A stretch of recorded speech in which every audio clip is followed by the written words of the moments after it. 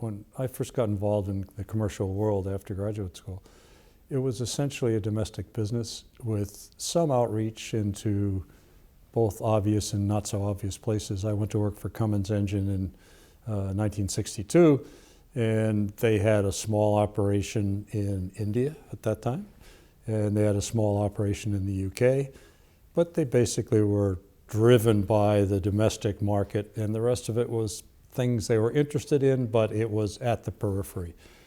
And over the many, many years that I was there, from 62 to 95, it changed totally.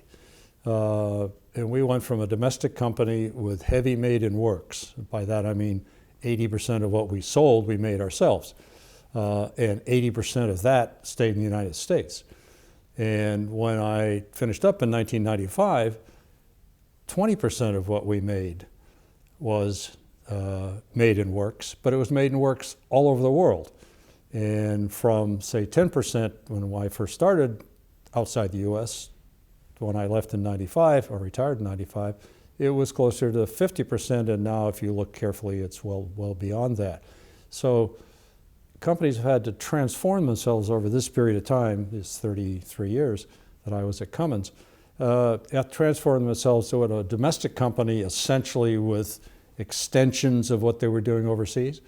So we went through several different iterations, but essentially from a domestic company with a few sales outlets and a few small manufacturing facilities in other places in the world that needed our product, we went to what I would call a multinational company where we were basically a US company, but we had other full-fledged operations in other parts of the world. To where it is today, I'd call it a transnational company. It doesn't matter where the headquarters are. And it's populated by people with all different backgrounds, all different primary languages, all different passports. My cohort, my age, who are maturing in the late 60s and early 70s, most of us had lived overseas. And the reason for that is compulsory military service in those times.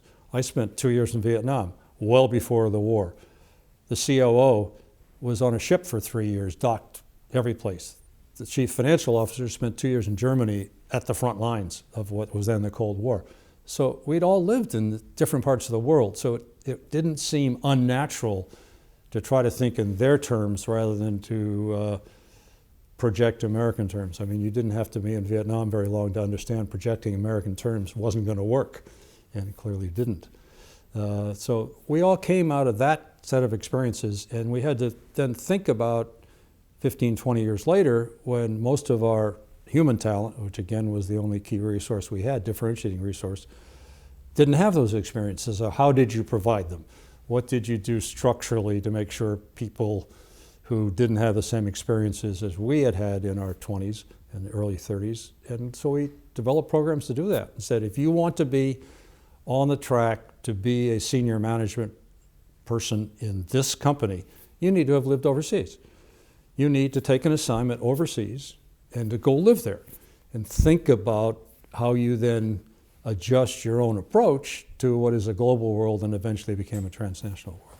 So it's possible, but it has to be explicit rather than implicit. Who would have thought when you were AT&T with Bell Labs and Western Electric and you created Lucent out of Western Electric and Bell Labs, who would have thought that was, 1996, that by 2013, your major competitor would be Chinese. And the second major competitor would be Chinese. And the two of them would be larger than you are by magnitudes. I mean, it just wasn't part of the equation at that time, but that's the world now, and it's not just electronics. Who would have thought that Samsung outsells Apple? I mean, this is a whole different world, and if, everybody assumes Apple is the king of the hill, well, they may well be in terms of marketing and style and even in technology. But Android, Samsung outsells them by quite a bit, even in smartphones. And so if you're not thinking globally, you're likely to get whacked across the back of the head when you weren't looking.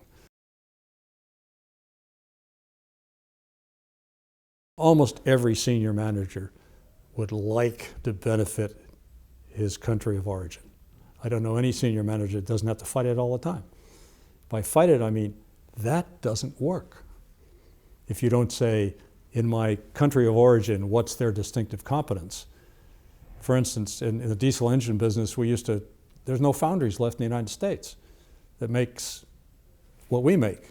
We can, in our operations in Brazil, we can cast a block, take a first cut, bring it back to the United States, and lay it down at half the price of the foundry that it's 10 yards away. Okay? Now, to keep that foundry alive for very long, not going to happen.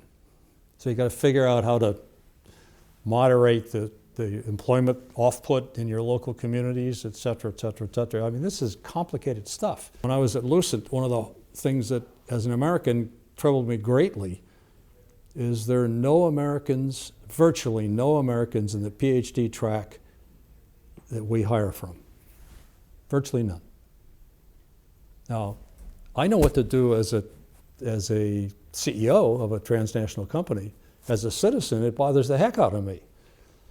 But I don't have any choice. If I'm going to stay ahead of particularly the Chinese, who are getting very good in this particular world, I've got to be there. So we move our laboratories there. Half of Bell Labs is in China. And, that's the way the world is. I don't have any choice, but it causes angst that you have to learn to live with if you're going to be a transnational manager.